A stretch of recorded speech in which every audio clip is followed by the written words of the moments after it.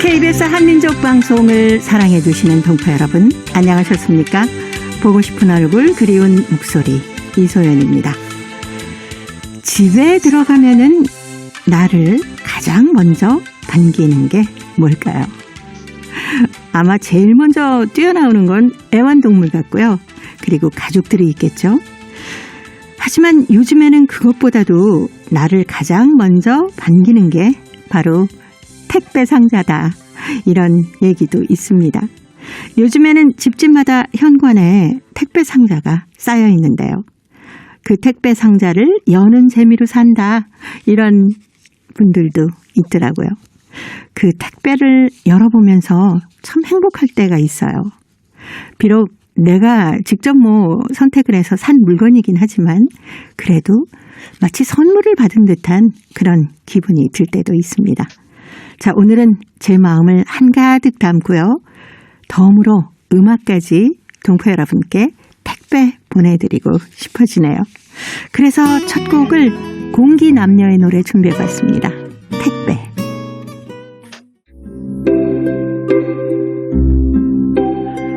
동포 여러분의 편지 사연으로 함께하는 시간 행복우체통입니다. 화요일에 행복우체통 홍익대학교 글로벌 경영학과 전춘화 교수님과 함께하는 날이죠. 어서 오세요. 안녕하세요. 아마 교수님께서도 이렇게 집에 아파트에 가면 택배 상자가 먼저 반겨주지 않나요? 네, 맞아요. 택배 상자를 네. 특별히 지금 이 시기에 정말 많이 시키잖아요. 그렇죠. 그리고 저희 집의 택배만 저를 반기는 거 아니라 네. 올라가면서 옆집의 택배도 한 번씩 보면서 뭐 시켰구나. 맞아요. 네. 거의 그 아파트 현관 앞에는 택배가 몇 개씩 쌓여 있는 모습이 요즘 아주 흔히 볼 수 있는 모습이잖아요. 네, 맞아요. 네. 근데 집집마다 어떤 집에는 막 이만큼 쌓여 있어서 식구들대로 뭐를 시켰구나 이런 생각도 들고요. 젊은 친구들이 있는 집은 네. 진짜 빈도수가 더 많죠. 굉장히 많이 이렇게 시키는 네. 것 같아요. 그것도 사이즈가 보통 우리가 전에 시키면 사이즈 작지는 않거든요. 근데 이제 그 젊은 친구들 보고 보면 굉장히 작은 사이즈 네, 물건이 와요. 거. 그러면 궁금한 거예요. 이거 뭐지? 근데 어떨 때는 그렇게 조그마한 택배를 배달시키고 나서는 좀 죄송할 때도 있더라고요. 그렇죠. 너무 조그만 거를 시켰나 막. 근데 중국은 어때요? 중국도 마찬가지입니다. 중국도 지금 사실 코로나 이전도 이제 연령대에 따라서 좀 다르지만 기본적으로 80, 90 이상, 그러니까 80년대 출생한 네네. 친구, 90년대 이런 친구들은 택배에 굉장히 익숙되어 있습니다. 그리고 모든 거를 다 이제 한국에서 구매하는 것처럼 중국도 이제 공동 구매하는 것도 있고 그래서 네. 택배는 진짜 많죠. 거의 제가 보니까 거의 다 택배로 사는 것 같은데요. 네. 특히 또 코로나 시대여서 더 그런 것 같아요. 저는 이전에는 온라인 쇼핑을 별로 좋아하진 않았는데 네네. 직접 가서 보고 이렇게 사는 네, 경우가 확인하고. 있어요. 네. 그런데 이제 코로나 작년부터 시작해서 어쩔 수 없이 이제 온라인 쇼핑을 하게 됐잖아요. 그러다 보니까 선택 폭이 너무 많더라고요. 그러니까요. 원래는 그 매장 가면 몇 가지에서 선택 네. 하나만 되는데 사실 이제 살려고 들어갔다 온 밤중에 선택하다 결국 선택 못하는 경우. 근데 작년 네. 보니까 제가 정말 많은 거를 그 온라인상으로 사면서 택배를 받았습니다. 그러니까요. 네. 네. 진짜 뭐 하나 사려고 물건을 치고 딱 들어가면 그와 연관된 아니면 비슷한 물건들이 계속 뜨지 않습니까? 맞아요. 그러니까 선택 장애도 막 생기고. 예, 맞아요. 네. 그리고 생각지 않는 물건을 네네. 또 보이니까. 그러니까요. 네, 꼭 계획 필요할 외에 것 같아서. 네, 비용도 지출해도 사게 되고. 네. 근데 요즘에 택배하시는 분들, 날씨도 더운데 얼마나 고생스러우실까라는 생각에 이제 좀 조그만 거는 사지 말아야겠다. 내가 직접 가서 사야겠다라는 생각이 들더라니까요. 맞아요. 그리고 또 종종 택배 아저씨들 네. 좀 수고한다고 거기에다 택배 올 시기 되면 뭔가 네네네. 이렇게 마실 수 있는 거, 간식거리를 예. 걸어놓고 감사합니다 이렇게 하는 것도 한개 캠페인으로 집집마다 좀 그랬으면 하는 생각도 있습니다. 네. 아파트 엘리베이터에서 택배를 막 이만큼 쌓아서 가지고 올라가시는 택배 분들을 보면은 이 더위에 얼마나 힘드실까. 네. 그리고 또 일을 너무 많이 해서 맞아요. 이런저런 불의의 사고도 있고. 네. 정말 택배 아저씨들 보면 저희 동네에서 택배 하시는 분들 보면 너무너무 말랐어요. 그렇죠. 그리고 정말 제가 볼 때 걸어 다니는 것을 거의 보지 못하고 뛰어다니시는 네. 거예요. 그 상자도 사실 큰 게 있고 작은 게 있고 집집마다 다 다르잖아요. 네. 그런데 정말 한 번도 천천히 걸어서 가는 것을 본 적이 없는 것 같아서 너무 빡세게 일을 하지 않나 수고가 네. 너무 많습니다. 그렇죠. 그래서 웬만하면 좀 조그만 거 같은 거는 시키지 말고 그리고 너무 무거운 것도 맞아요. 네. 너무 무거운 거는 사실 비용 부담을 해줘야죠. 예, 네. 그렇죠. 그래서 택배에 대해서 여러 가지 의견들이 많습니다만은 되도록이면 또 뭐 쇼핑하러 가서 이렇게 물건 구경하는 것도 재미있지 않습니까? 맞아요. 구경하는 것도 재미있는데 네. 또 혼자서 온라인 쇼핑하는 것도 그것도 쏠쏠한 재미가 별도로 있어서 네. 적절하게 네, 택배 오고 또 동네에서 물건을 예, 예. 구매하고 이러면 훨씬 더 좋겠죠. 그렇죠. 자, 오늘 행복우체통에 바로 이렇게 택배를 보낸 사연이 들어와 있습니다. 중국 길림성 교화시 구근옥 씨가 보내오셨는데 친구야 내 마음 고맙게 받아줘라는 글입니다. 제가 먼저 소개해 드릴게요. 친구야 내 마음 고맙게 받아줘. 이 말은 내가 30여 년 동안 연락을 못하고 살았던 친구와 위챗에서 연계가 되자 직접 농사지은 농산품을 보내주려고 한 말이다. 다들 사는 일에 바쁘다 보니까 위챗이 되어도 대화를 많이 하지 못했다. 그러던 차에 일이 한가해지면서 친구와 연락이 닿았다. 우리는 하고 싶고 물어보고 싶은 이야기들로 거의 1시간 동안을 대화창에 매달려 말을 이어나갔다. 친구한테 주소를 알려달라고 했더니 알려줄 위험을 하지 않는다. 하는 수 없이 소파 하나를 붙이고 싶다는 뜻을 밝혔다. 지금은 다들 무공해 채소나 곡식을 좋다고 하는데 집에서 농사한 강낭하고 콩을 붙여줄게. 도토리 가루도 있고. 시내에서는 돈 주고도 못 사는 거니까 한번 맛이라도 보라고. 아이고 그 귀한 걸 고마워. 친구는 마침내 주소를 입력해 주었다. 대화가 끝나기 바쁘게 서둘러 소포를 쌌다. 밥에 넣어 먹으면 입맛 돋우는 찰강냉이 쌀이랑 까만 밥콩, 도토리 가루도 한 주머니 넣었다. 박스가 미처 차지 않으니 무언가 더 주고 싶다. 마른 나물 바구니에서 고비 2묶음하고 민들레 2묶음, 그리고 고추 말랭이며 무 말랭이도 바스러지지 않게 조심스레 포장해서 박스를 채웠다.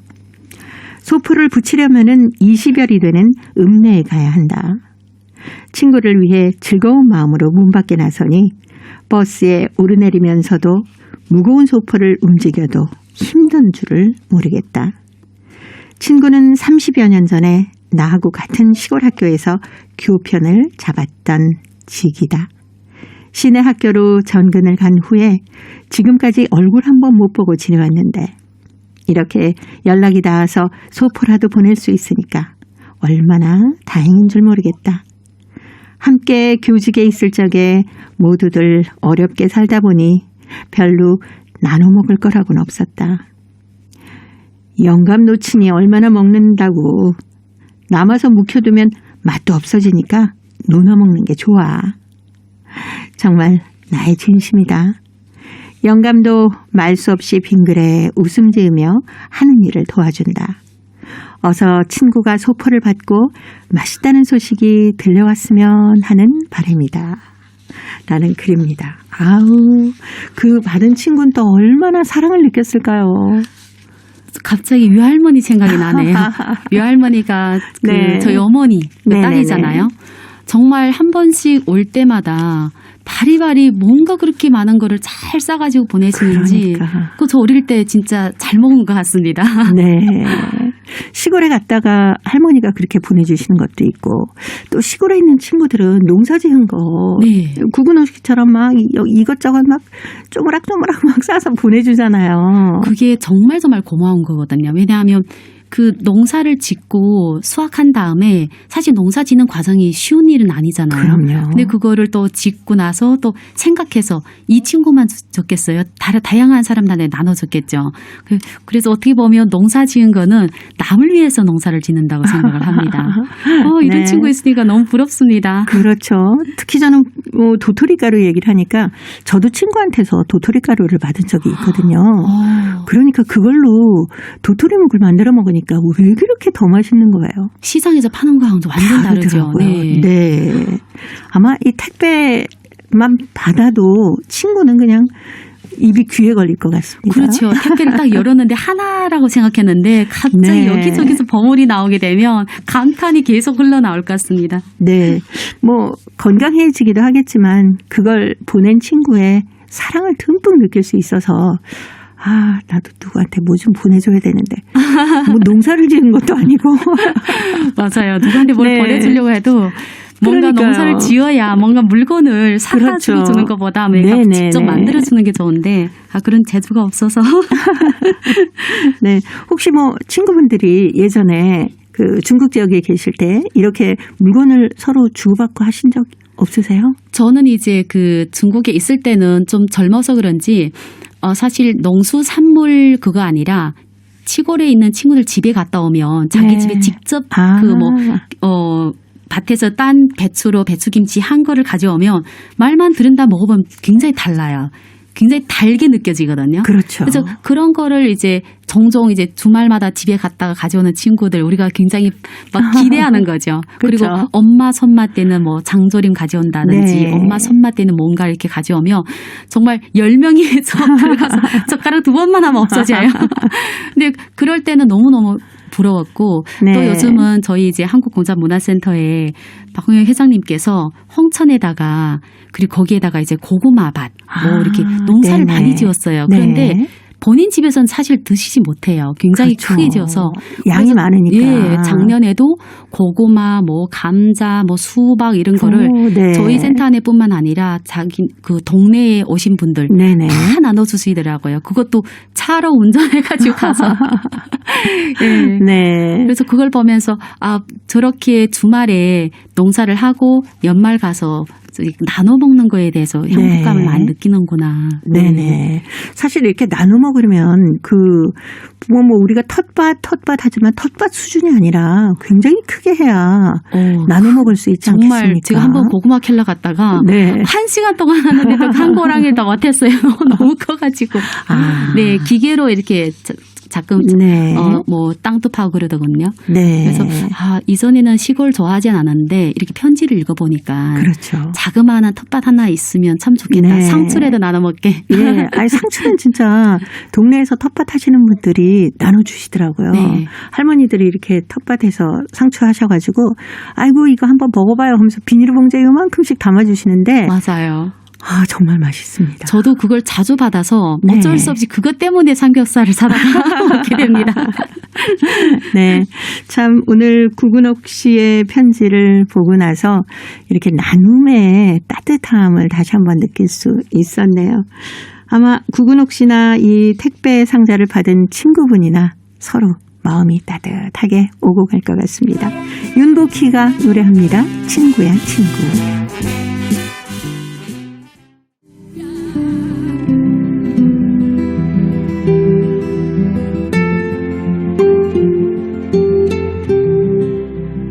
동포 여러분의 따뜻한 사연으로 아름다운 추억을 만들어 드립니다.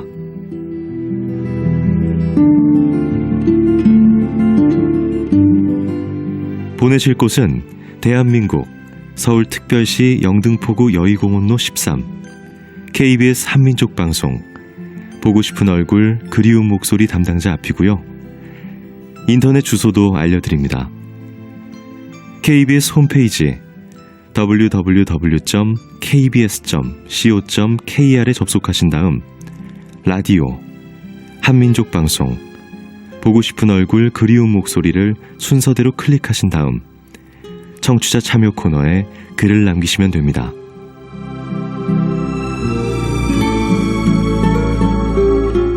정다운 이야기와 아름다운 음악이 있는 보고 싶은 얼굴 그리운 목소리 동포 여러분과 늘 함께하겠습니다. 화요일의 행복우체통 홍익대학교 글로벌 경영학과 전준화 교수님과 함께합니다.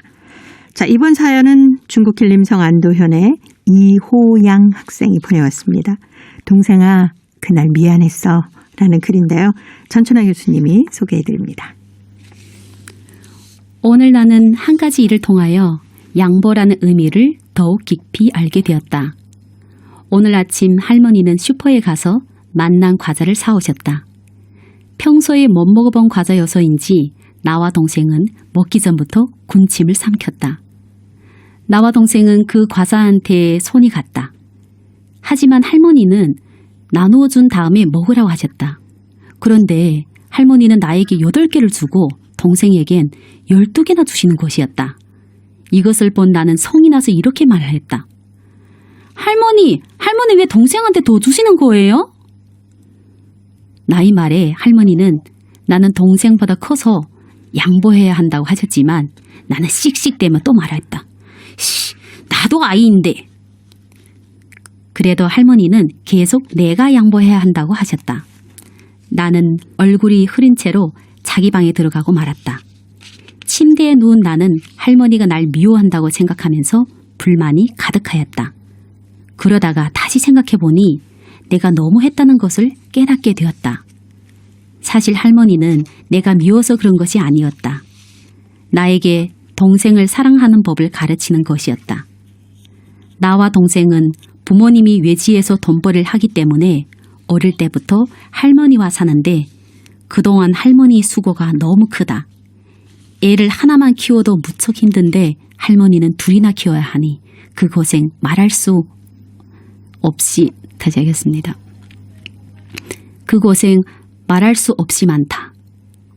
그런 할머니한테 성을 내다니. 할머니의 말씀이 또 얼마나 지당한데 나는 책에서 본 글이 떠올랐다. 양보는 가장 아름다운 행위이다. 나는 방에서 나간 후 할머니에게 사과를 하였다. 내가 오빠인데 오빠처럼 굴지 못하여 미안합니다. 이 말을 들은 할머니는 얼굴에 웃음꽃을 피우시며 나의 머리를 쓰다듬어 주셨다. 나는 동생에게 나에게 차려진 과자 3개를 주었다. 동생아, 앞으로 너한테 많이 양보하는 오빠가 되어줄게. 그리고 널 많이 사랑해 주련다. 너무 귀엽네요. 아유, 귀엽습니다. 사실 우리 어렸을 때만 해도 그 과자를 형제들이 쭉 있으니까 이렇게 나누어 주셨었거든요. 맞아요. 많지 않기 때문에. 네네. 네. 아유, 그랬던 생각이 나는데, 우리 이호양 군이죠. 이제 오빠라고 하는 거 보니까. 근데 사실 과자를 이렇게 막상 줄 때 할머니가 나는 좀 조금 주시고 동생을 많이 주면 순간은 좀 섭섭하기는 할 것 같아요. 그렇죠. 그리고 네. 5학년 나이는 철이 든 나이가 아니잖아요. 그렇죠. 그러면 갑자기 왠지 날 더 미워하는 것 같고 막 서럽고 화나고 막 그러지 않나요? 네네. 질투하고. 네. 그런데도 금방 할머니가 양보의 어떤 의미를 가르쳐 주시려고 그랬는데 내가 이렇게 할머니한테 화를 냈구나라고 생각하고 금방 사과하는 모습을 보니까 얼마나 기특해요. 그러니까 저는 앞에 네. 읽을 때는 딱 아이 같았는데 뒤에 네네네. 가서 혼자서 자기가 그거를 알고 또 나와서 사과까지 하는 걸 보고 얘는 애가 아니고 어린이구나. 네. 사실 부모님이 외지에 나가 계시고 그 중국 지역에는 조선 가정이 많지 않습니까? 정말 많습니다. 네. 외지에 가거나 중국 내에서 외지에 가서 계시는 네네. 분들도 있고 또 뭐 한국이나 일본이나 다른 나라에 그렇죠. 가서 돈벌이 하는 부모님 많다 보니까 할머니 밑에서 자라는 친구들이 굉장히 많습니다. 네. 그러면 또 이제 형제가 둘이 있으면 좀 더 사랑을 더 받고 싶겠죠. 관심을 더 그렇죠. 받고 싶을 수밖에 없는 거죠. 네.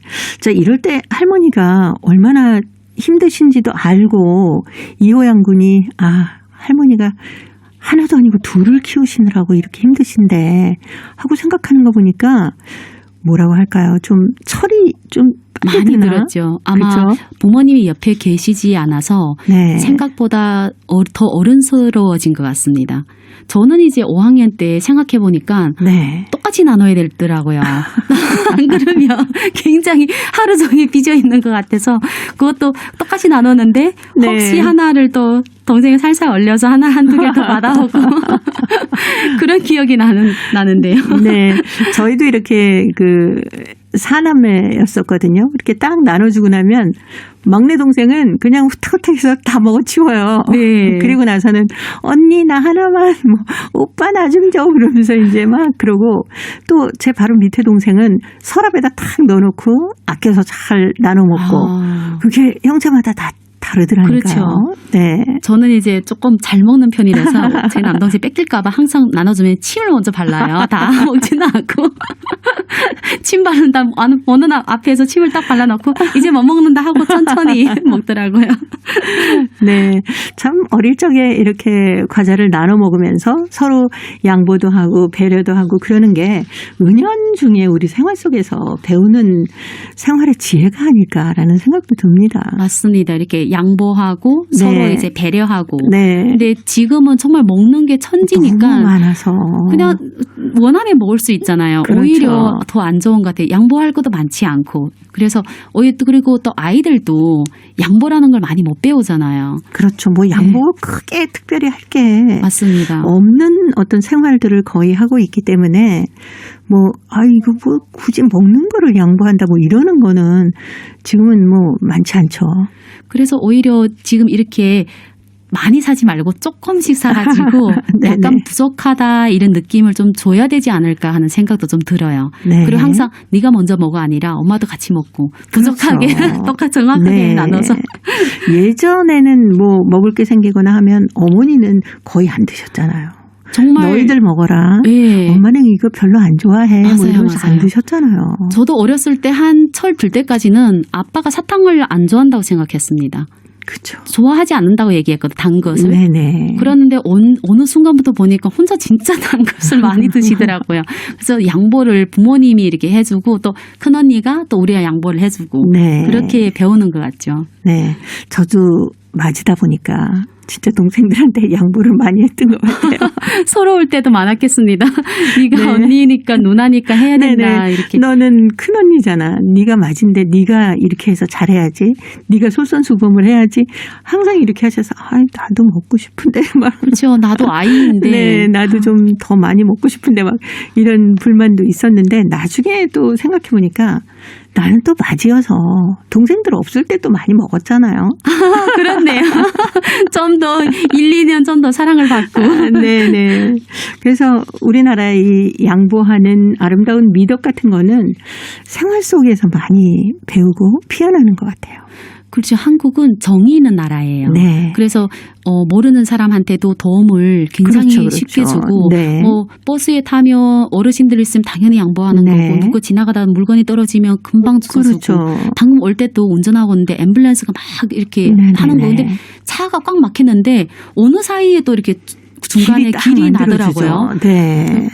운전할 땐 저 어떻게 가나 이랬는데 벌써 앞에가 있더라고요. 그래서 한국은 그냥 예의 지구면서 배려도 많고 정이 있는 나라입니다. 네. 예전부터 동방예의지국이라고 했던 게 현대에도 없어지지 않고 잘 지켜지는 거 보면 서로 따뜻한 정을 나누는 마음들이 참 많은 것 같아요.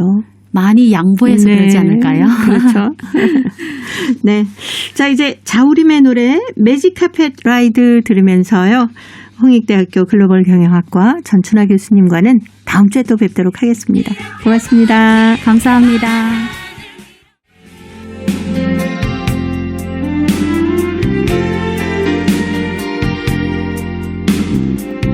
KBS 한민족 방송은 7천만 온결어의 꿈을 담습니다. 지구촌 곳곳으로 뻗어나간 한민족의 중심 채널 KBS 한민족 방송은 더 나은 미래를 위한 초석이 되고자 합니다. 여기는 대한민국 서울에서 보내드리는 KBS 한민족 방송입니다. KBS 한민족 방송 보고 싶은 얼굴 그리운 목소리 함께하고 계십니다. 동포 통신원들과 전화를 연결해서 여러분 계신 곳에 새로운 소식을 듣는 통신원 리포트인데요. 자, 오늘은 중앙아시아 카자흐스탄과 러시아 사할린 지역의 소식을 준비했습니다. 먼저 중앙아시아 카자흐스탄으로 가보도록 하겠습니다. 김상욱 통신원 전화 연결돼 있네요. 김상욱 통신원 안녕하셨습니까? 예, 안녕하세요. 네, 반갑습니다. 네, 해외에서 백신 접종을 완료한 분들이 우리나라에 입국할 경우에 7월부터는 자가 격리가 면제가 되는데 카자흐스탄 동포들에겐 그림의 떡이라고 하는데 웬일일까요? 예, 다 아시다시피 이제 현지 언론에서 국내 언론에도 이제 이미 보도가 됐습니다만은 네. 해외에서 코로나19 백신 접종을 이제 완료한 분들은 국내에 사업상 중요한 사업상 또는 공익적 또 인도적 목적으로 또는 이제 직계가족 방문을 위해서 입국할 경우에 7월 1일부터 이제 2주간 자가격리 조치가 면제되지 않습니까? 네. 그런데 이런 이제 자가격리 완화 조치가 우리 카자흐스탄 동포들에게 사실 적용이 안 되게 되었습니다. 네. 그 이유가 뭐냐면요. 우리 정부가 이번에 발표한 해외 예방접종 완료자 입국 관리 체계 개편안 거기에 따르면요. 이게 이 WHO에서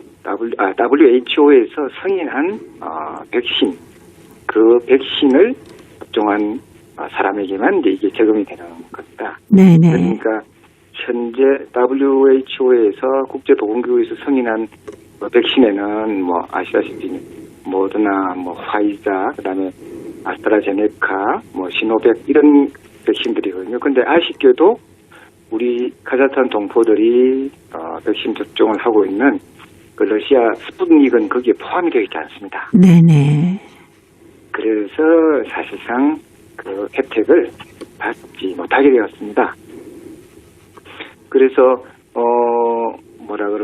우리 재외 국민 또 사실 유학생들이 해외에서 백신 접종을 하고 국내에 입국하는 경우에는 격리 면제가 적용되지 않아가지고 네네. 이에 대해서 사실상 이전부터 입국 절차 완화를 많이 요구해왔지 않습니까? 그 네네. 결과로 이제 이번에 조치가 내려졌는데 참 우리 동포들이 또는 우리 교민들이 무척 아쉬워하고 있습니다.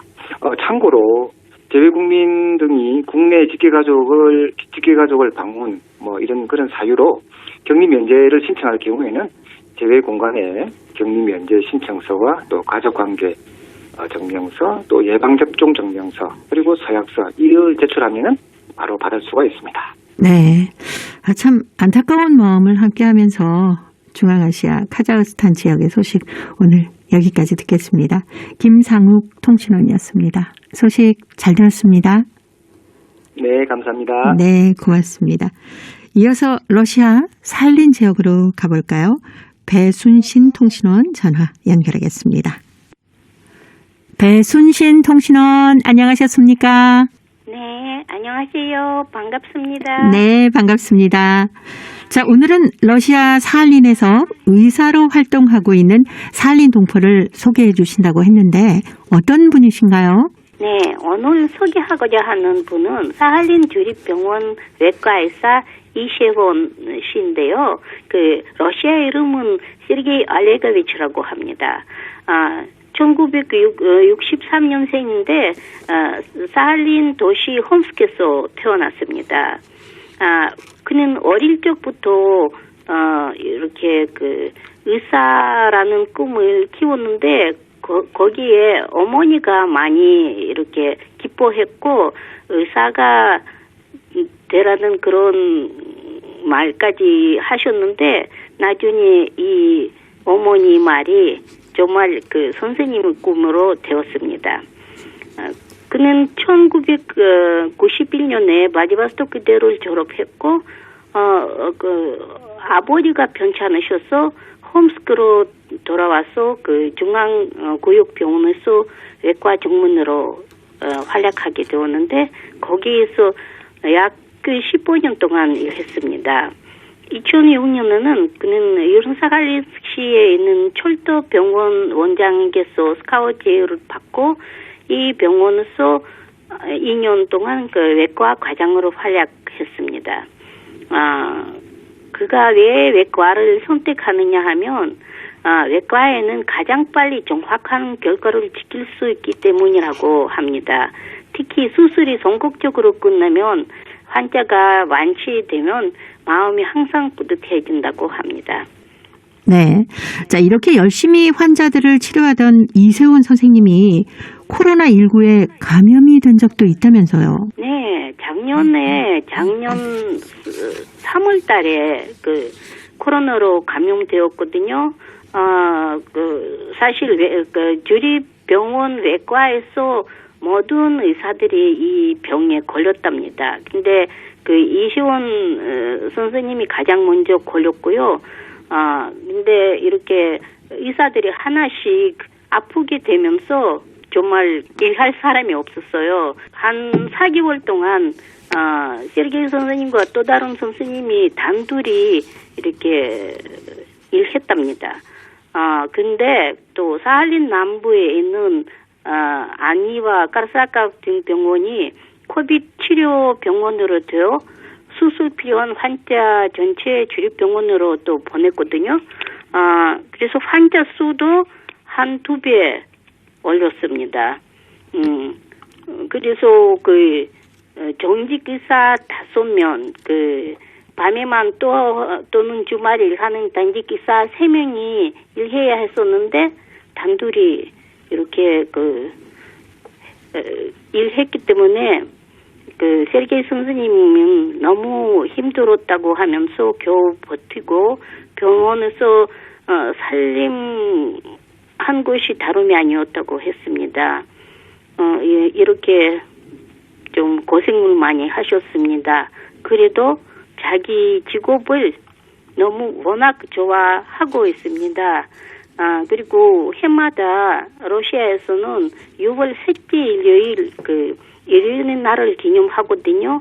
이 날을 통해 정말 존중할 만한 분이라서 이렇게 이번에 소개하려고 했습니다. 네. 사할린 지역 소식 여기까지 듣겠습니다. 배순신 통신원이었습니다. 소식 잘 들었습니다. 고맙습니다. 네, 고맙습니다. 해마다 6월 셋째 일요일이 러시아에서 의료진의 날이라고 하네요. 그래서 오늘 자랑스러운 동포로 사할린 주립병원 의사 선생님이신 이세원 선생님을 소개받았는데요. 외과 의사로 활동을 하고 계십니다. 외과에서는 가장 빨리 정확한 결과를 지킬 수 있다. 특히 수술이 성공적으로 끝나고 환자가 완치되면은 마음이 항상 뿌듯하다. 이렇게 얘기하셨답니다. 그런데 어렵게 열정적으로 몸을 돌보지 않고 일을 하시다가 작년에 코로나19에 감염이 되셨다네요. 근데 잘 버티셔서 지금은 코로나19를 이겨내고 다시 환자들을 돌보고 있다고 합니다. 어머니의 꿈이 이세원 씨의 꿈으로까지 연결됐다고 하는데 동포들을 위해서 애 많이 써주셨으면 좋겠네요. 자, 이제 퀴즈를 통해서 대한민국의 역사와 문화까지 배울 수 있는 퀴즈 한마당 이어드립니다. 동포 여러분과 퀴즈로 하나 되는 시간. 퀴즈 한마당. 주문하신 콩국수 나왔습니다. 네, 감사합니다. 콩을 직접 갈아서 맛있을 거예요. 우와, 콩을 직접 갈아요? 네, 믹서기로 가는 게 아니라 이걸 직접 갈아서 만들어요. 요즘도 이걸로 콩을 가는 데가 있네요. 여기 있잖아요. 이걸로 갈면 힘들어요. 그럼 믹서기로 하세요. 저도 믹서기로 하고 싶지만 맛이 달라요, 맛이. 그래요? 그럼요. 직접 드셔보세요. 그럼 제가 한번 먹어보겠습니다. 어때요? 맛있죠? 지금 먹고 있는데. 아유, 그러시네. 어서 드세요. 네. 콩도 시골에 계신 시어머니가 직접 농사 지은 거예요. 어쩐지 구수하고 맛있네요. 그쵸? 네. 콩 알갱이가 살짝 씹히네. 저거 보이시죠? 저걸로 날마다 갈아서 만들어요. 우와, 정말 저게 있네요? 힘들긴 하지만 손님들이 맛있게 드셔주니까 계속 해야죠. 와, 사진 찍어서 우리 와이프한테도 보여줘야지. 애처가시네. 우리 와이프도 이것 좋아하는데 이걸로 간 콩물 한 병 싸주세요. 네, 방금 간 걸로 싸드리겠습니다. 네, 감사합니다. 국수 불기 전에 어서 드세요. 야, 이걸로 직접 간 콩국수 정말 맛있겠네요. 저도 콩국수 좋아합니다. 이것은 곡식을 가는 도구인데요. 돌로 만든 것이죠. 네, 둥글고 널찍한 돌 2개를 포개고 위에 뚫린 구멍에다가 갈 곡식을 넣으면서 손잡이를 돌려서 갈면 됩니다. 이것을 돌리는 손잡이는 대개 나무로 만드는데 윗돌 옆에서 수직으로 달아서 손잡이를 돌려서 곡식을 갑니다. 이것의 손잡이를 메손이라고 합니다. 어처구니가 없다는 말이 이것을 쓰려는데 손잡이가 없는 상황에서 유래했다는 설이 있습니다. 이것에다 곡물을 갈 때는 큰 함지박에 이것을 앉히고 두 사람이 마주 앉아서 한 사람은 곡물을 이것 구멍에다 떠놓고 한 사람은 손잡이를 돌리면서 갑니다. 마주 앉은 두 사람의 호흡이 잘 맞아야 이것질이 쉽고 효율적이고 곡물이 알맞게 잘 갈립니다. 강원도 산간에서는 통나무로 만든 나무 이것을 쓰기도 했고요. 제주도에서는 4사람이 함께 돌리는 대형 이것을 쓰기도 합니다. 자, 여기서 문제 나갑니다. 곡식을 가는 데 쓰는 농기구입니다. 콩이나 팥, 메밀, 녹두 같은 것을 거칠게 타거나 물에 불린 콩을 가는 데 쓰이는데요. 믹서기에다 가는 것보다 이것에다 곡식을 갈면 힘은 들지만 맛은 훨씬 더 좋죠. 두 글자이고 초성이 미음 디귿입니다. 이것은 무엇일까요? 자, 보기 드립니다. 1번 맷돌, 2번 멧돼지, 3번 온돌. 정답을 보내주신 분 가운데 일주일에 한 분 추첨해서 소정의 상금이나 상품을 보내드립니다. 퀴즈 한마당, 지금까지 성우 유선일, 찬송이었습니다. 네. 어렸을 때 저희 집에서도 이것으로 콩을 갈아서 콩국수를 해먹곤 했었습니다. 이것으로 간 콩물은 확실히 구수하고 맛도 좋아요. 그런데 요즘에는 집에서 이것에다가 콩이나 곡식을 가는 집은 거의 없는 것 같습니다. 시장에서 이것에다 간 콩물을 팔기도 하기 때문에 사다가 냉장고에 넣어놓고 마시기도 하는데요. 이것으로 갈면은 힘은 들지만 맛도 좋고 건강에도 좋겠죠. 동포 여러분께서는 아직도 이것을 사용하고 계신지 궁금합니다. 이것에 얽힌 추억도 행복우체통으로 보내주시고요. 정답은 KBS 홈페이지에 접속하신 다음에 라디오 한민족 방송 보고 싶은 얼굴 그리운 목소리를 순서대로 누르시면은 청취자 참여란이 있습니다. 정답도 많이 남겨주시고 행복우체통의 사연도 가득히 채워주시기 바랍니다.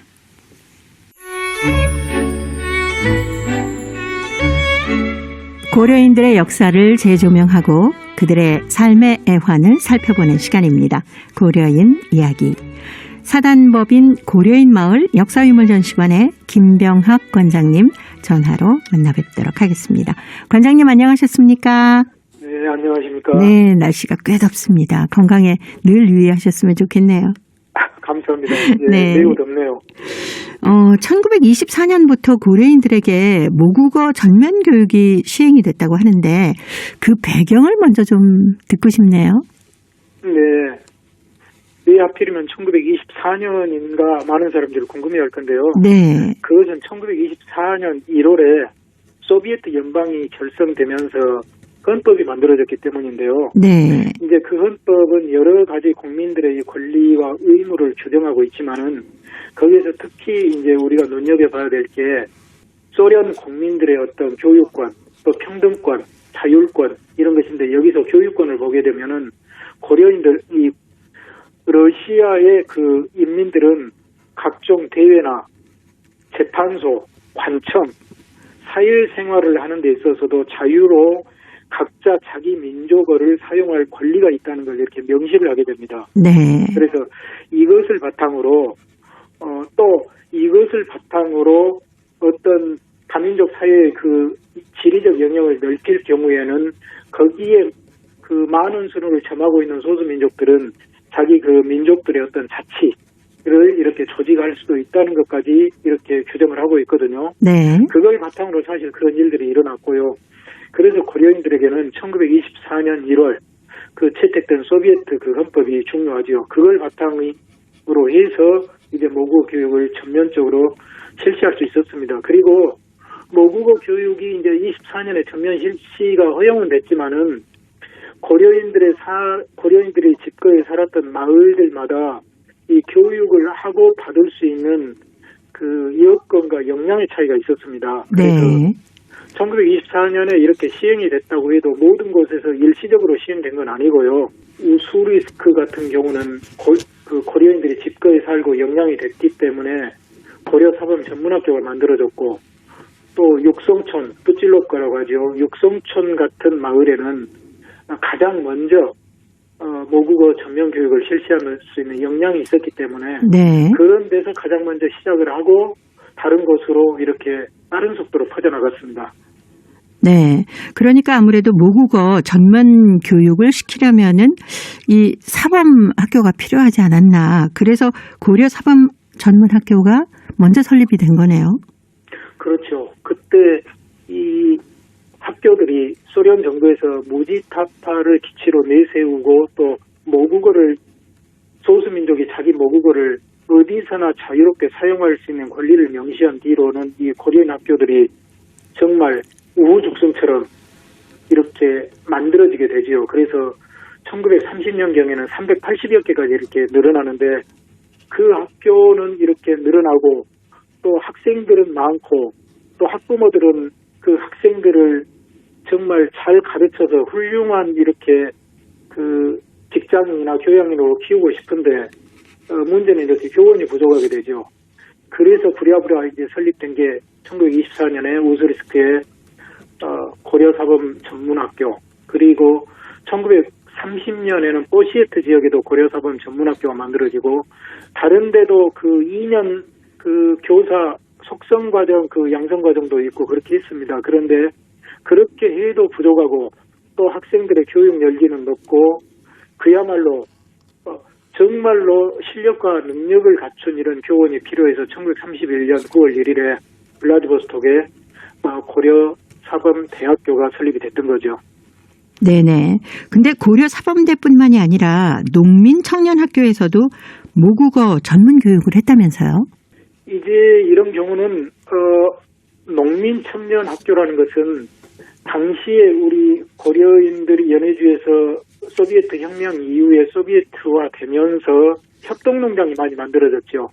집단 농장 또는 협동농장, 코로즈라고 부르는데 이 농장 안에 농장에서 만든 학교들이 이 농민 청년 학교입니다. 그리고 어업 코로즈에는 이제 어업 청년 학교가 되겠죠. 그런데 대부분 농사에 이렇게 종사했기 때문에 농민 청년 학교가 만들어져서 학생들이 교육을 받았는데 거기에 다닌 학생들은 이 농업에 종사하면서 농업에 대한 전문 지식 그리고 모국어 교육 등을 받았거든요. 그런데 그중에 일부 농민 청년 학교에는 정말 유능한 우리 한반도에서 건너간 유능한 이 교육자 지식인들이 모국어를 가르쳤기 때문에 거기도 네. 상당히 전문성을 갖춘 이 모국어 교육이 이루어졌습니다. 그게 대표적인 게 육성촌에 우리나라에 1928년에 소련으로 망명했던 우리의 문사 조명이 소련 지역의 고려인 한글 문학의 시조지요.